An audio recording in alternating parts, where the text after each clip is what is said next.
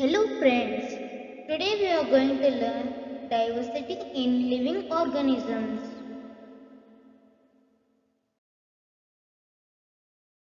What is the basics of classification? Attempts at classifying living things into groups has been made since time immemorial. Greek thinker Aristotle classified animals according to whether they live only in water or in the air. This is a very simple way of looking at life but misleading too.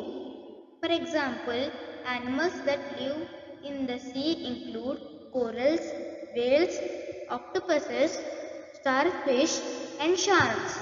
We can immediately see that these are very different from each other in numerous ways. In fact, habitat is the only point they share in common. This is not an appropriate way of making groups of organisms to study and think about.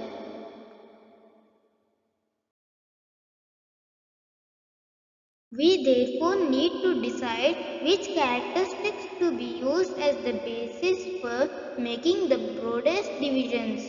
Then we will have to pick the next set of characteristics for making subgroups within these divisions.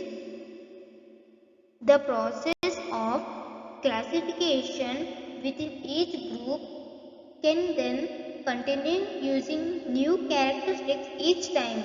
Before we go on, we need to think about what is meant by characteristics. When we are trying to classify a diverse group of organisms, we need to find ways in which some of them are similar enough to be thought of together. These ways, in fact, are details of appearance or behavior, in other words, form and function.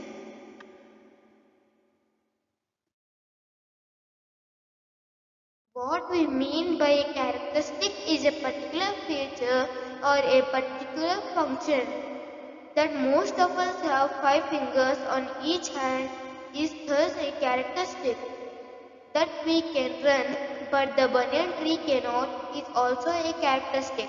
Now to understand how some characteristics are decided as being more fundamental than others, let us consider how a stone wall is built. The stones used will have different shapes and sizes. The stones at the top of the wall will not influence the choice of the stones that come below them. On the other hand, the shapes and sizes of stone in the lowermost layer will decide the shape and size of the next layer and so on. The stones in the lowermost layer are like the characteristics that decide the broadest divisions among living organisms. They are independent of any other characteristic in their effect on the form and function of the organism. The characteristic in the next level will be dependent on the previous one and will decide the variety in the next level. In this way, we can build up a whole hierarchy of materially related characteristics to be used for classification. Nowadays, we'll look at many interrelated characteristics starting from the nature of the cell in order to classify all organisms.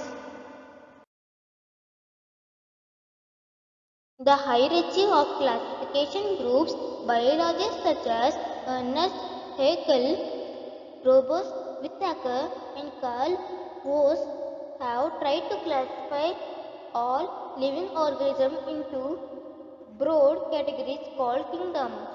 The classification Whittaker proposed has 5 kingdoms: Monera, Protista, Fungi, Plantae, and Animalia, and is widely used.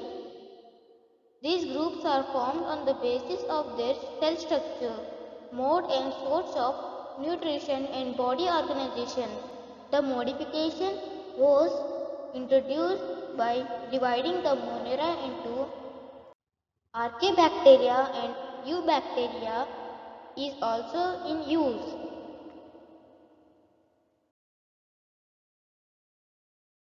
Further classification is done by naming the subgroups at various levels as given in the following scheme: kingdom, phylum or division, class, order, family, genus, species, thus by separating organisms on the basis of a hierarchy of characteristics into smaller and smaller groups, we arrive at the basic unit of classification, which is a species. So, what organisms can be said to belong to the same species? Broadly, a species includes all organisms that are similar enough to breed and perpetuate. The important characteristics of the five kingdoms of Whittaker are as follows.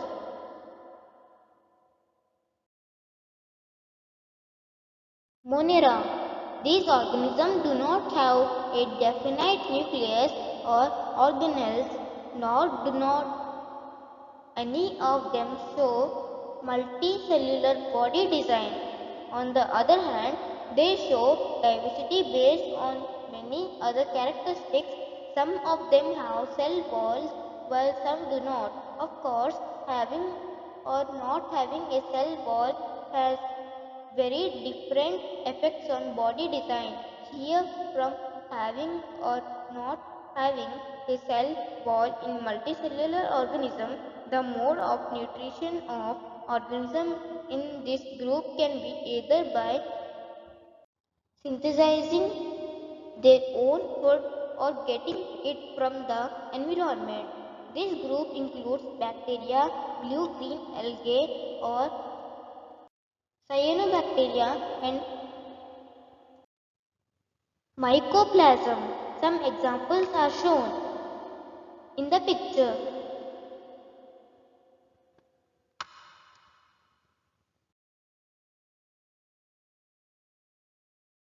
Protista. This group includes many kinds of unicellular eukaryotic organisms. Some of these organisms use appendages such as hair-like cilia or whip-like flagella for moving around. Their mode of nutrition can be autotrophic or heterotrophic. Examples are unicellular algae, diatoms, and protozoans.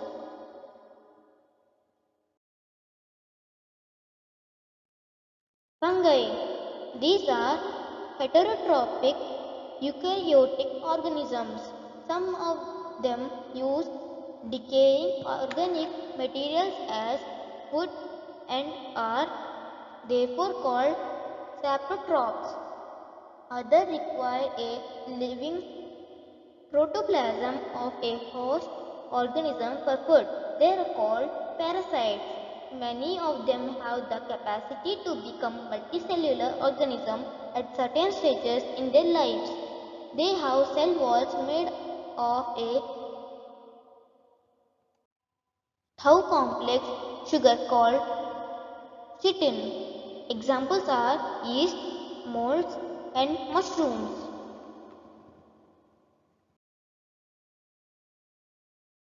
Some fungal species live in permanent mutually dependent relationship with blue-green algae. Such relationships are called symbiotic. These symbiotic life forms are called lichens. We have all seen lichens as the slow-growing, large-colored patches on the bark of trees.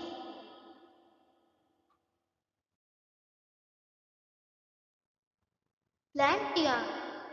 These are multicellular eukaryotes with cell walls. They are autotrophs and use chlorophyll for photosynthesis. Thus, all plants are included in this group. Since plants and animals are most visible forms of the diversity of life around us, we will look at the subgroups in this category later. Animalia.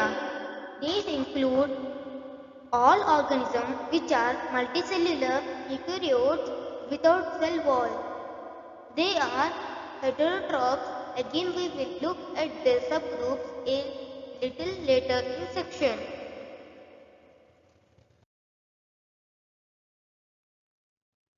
Plant tier. The first level of classification among plants depends on whether the plant body has well differentiated distinct parts. The next level of classification is based on whether the differentiated plant body has special tissues for the transport of water and other substances. Further classification looks at the ability to bear seeds and whether the seeds are enclosed within fruits.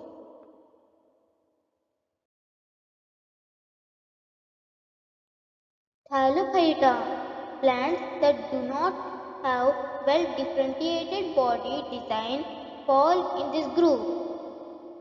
The plants in this group are commonly called algae.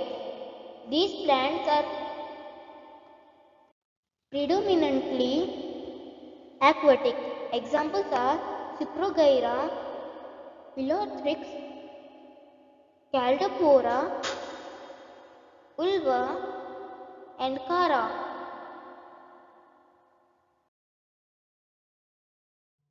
Varieophyta. These are called the amphibians of the plant kingdom. The plant body is commonly differentiated to form stem and leaf-like structures. However, there is no specialized tissue for the conduction of water and other substances from one part of the body to another. Examples are moss and marchantia.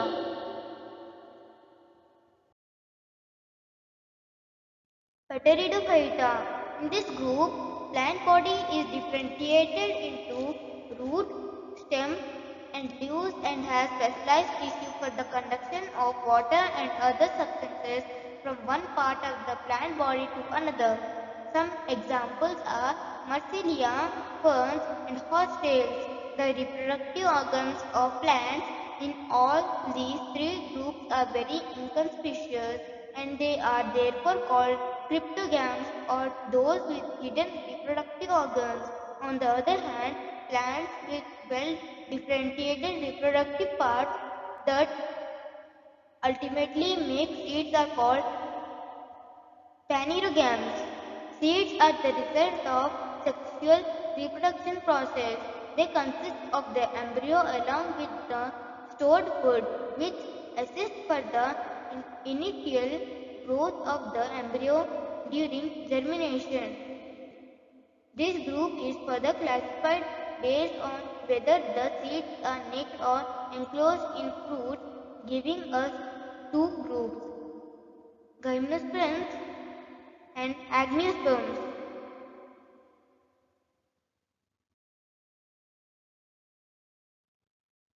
Gymnosperms. This term is derived from two Greek words, gymno meaning nymph and sperma meaning seed. The plants of this group bear naked seeds and are usually perennial, evergreen, and woody. Examples are pines and deodar.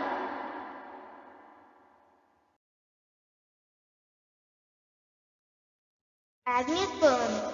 The word is made from two Greek words. Agno means cover and sperma means seed. These are also called flowering plants. The seeds develop inside an ovary which is modified to become a fruit.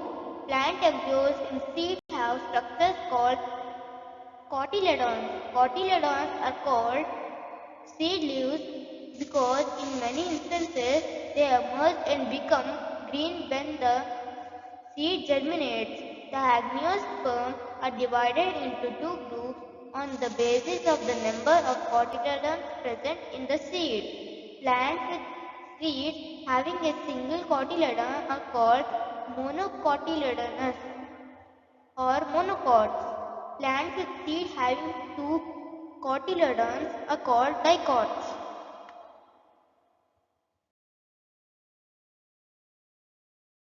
Animalia. These are organisms which are eukaryotic, multicellular, and heterotrophic. Their cells do not have cell walls. Most plants are mobile. They are further classified based on the extent and type of the body design differentiation found.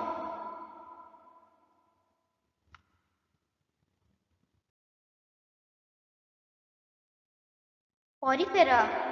The word porifera means organisms with holes. These are non-motile organisms attached to some solid support. They are whole supports all over the body. These lead to a canal system that helps in circulating water throughout the body to bring in food and oxygen. These animals are covered with a hard outside layer or skeleton. The body design involves very minimal differentiation and division into tissues. They are commonly called sponges and are mainly found in marine habitats.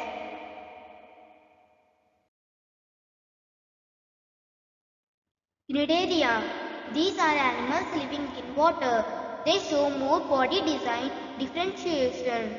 There is a cavity in the body. The body is made up of two layers of cells. One makes up cells on the outside of the body and the other makes the internal lining of the body.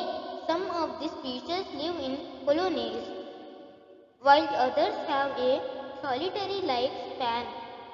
Jellyfish and sea anemones are common examples.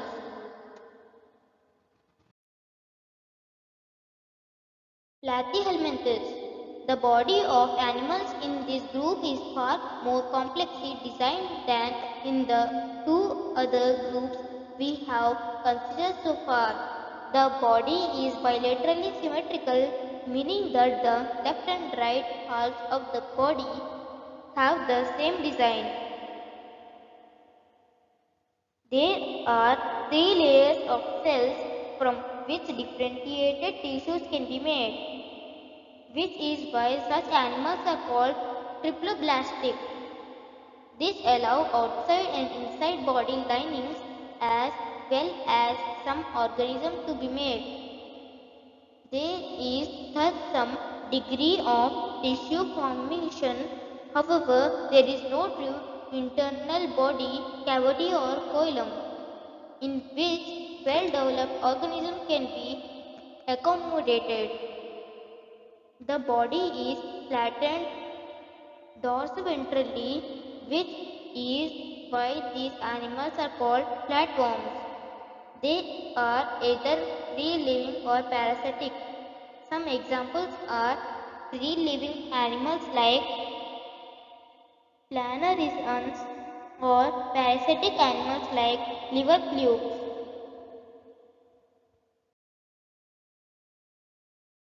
Nematoda. The nematode body is also bilateral symmetrical and triploblastic. However, the body is cylindrical rather than flattened. There are tissues but no real organs. Although a sort of body cavity or a pseudocoelom is present, these are very familiar as parasitic worms causing diseases, such as the worms causing elephantiasis or the worms in the intestines.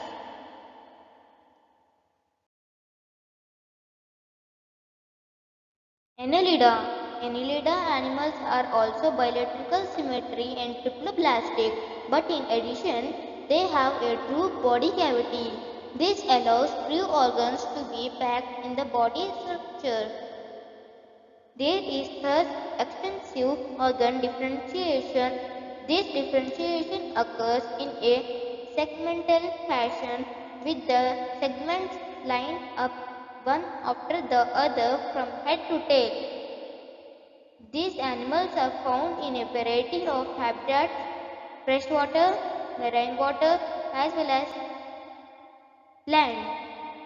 Earthworms and leeches are familiar examples. Arthropoda. This is probably the largest group of animals. These animals are bilaterally symmetric and segmented. There is an open circulatory system and so the blood does not flow in well-defined blood vessels. The coelomic cavity is thread-filled. They have jointed legs. Some familiar examples are prawns, butterflies, houseflies, spiders, scorpions, and crabs.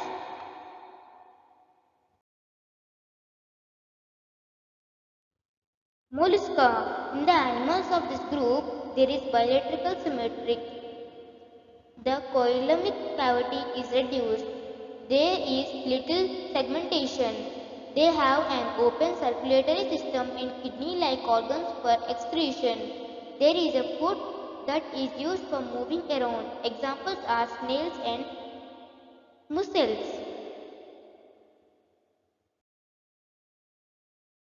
Echinodermata. In Greek, echinos means head, the hawks, and derma means skin.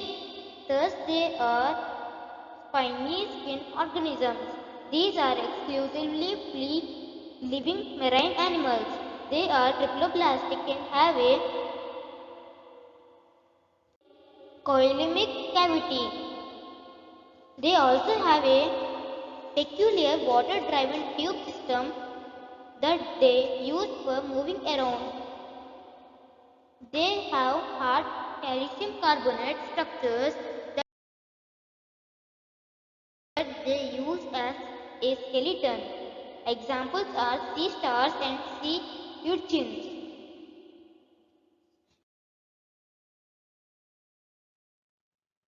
Protochordata. These animals are bilaterally symmetrical, triploblastic, and have a coelom. In addition, they show a new feature of body design, namely a notochord. At least at some stages during their life, the notochord is a long rod-like support structure that runs along the back of the animals, separating the nervous tissue from the gut. It provides a place for muscles to attach for ease of movement. Protochordates may not have a proper notochord present at all stages in the life or for the entire length of the animals. Protochordates are marine animals. Examples are Balanogasus, Hetmania, and Amphiosus.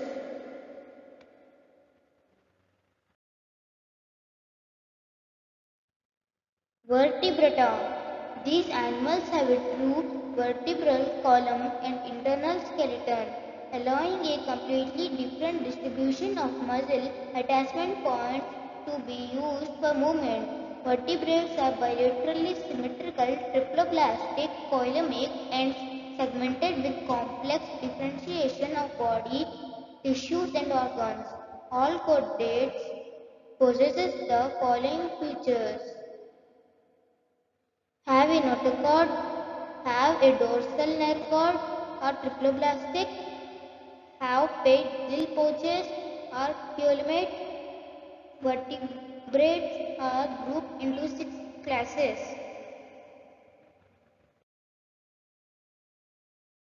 Cyclostomata. Cyclostomotes are jawless vertebrates. They are characterized by having an elongated eel-like body, circular mouth, slimy skin, and are scaleless. They are ectoparasites or borers of other vertebrates. Petromyzon and myxine are examples. Pisces. These are fish. They are exclusively aquatic animals. Their skin is covered with scales or plates. They obtain oxygen dissolved in water by using gills. The body is streamlined and a muscular tail is used for movement. They are cold-blooded and their hearts have only two chambers, unlike the four that humans have. They lay eggs. We can think of many kinds of fish, some with skeletons made entirely of cartilage, such as sharks, and some with a skeleton made of both bone and cartilage, such as tuna or rohu.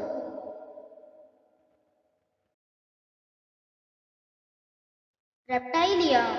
These animals are cold-blooded, have scales, and breathe through lungs. While most of them have a three-chambered heart, crocodiles have four heart chambers. They lay eggs with thoque coverings and do not need to leave their eggs in water unlike amphibians. Snakes, turtles, lizards, and crocodiles fall in this category.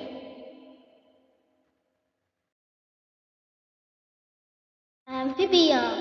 These animals differ from the fish in the lack of scales, in having mucus glands in the skin and a three-chambered heart. Respiration is through entire gills or lungs. They lay eggs. These animals are found both in water and on land. Frogs, toads, and salamanders are some examples.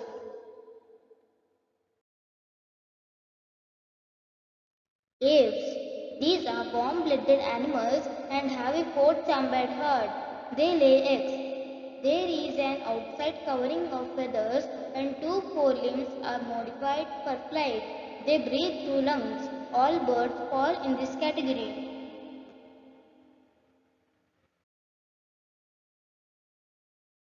Mammalia. Mammals are warm-blooded animals with four-chambered hearts. They have mammary glands for the production of milk to nourish their young ones. Their skin has hair as well as sweat and oil glands. Most mammals familiar to us produce live young ones. However, a few of them like the platypus and the echidna lay eggs and some like kangaroos give birth to very fully developed young ones. Nomenclature. As you might be able to appreciate, it will be difficult for people speaking or writing in different languages to know when they are talking about the same organism. This problem was resolved by agreeing upon a scientific name for organisms in the same manner that chemical symbols and formula for various substances are used the world over. The scientific name for an organism is thus unique and can be used to identify it anywhere in the world. The system of scientific naming or nomenclature we use today was introduced by Carolus Linnaeus in the 18th century.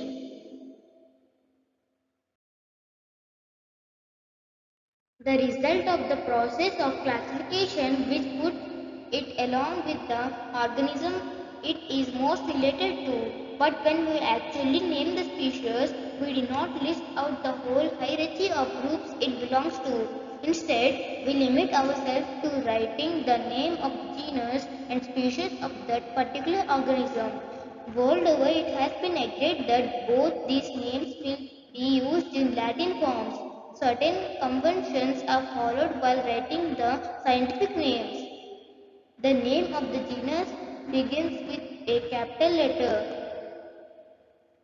The name of the species begins with a small letter. When printed, the scientific name is given in italics. When written by hand, the genus name and the species name have to be underlined separately.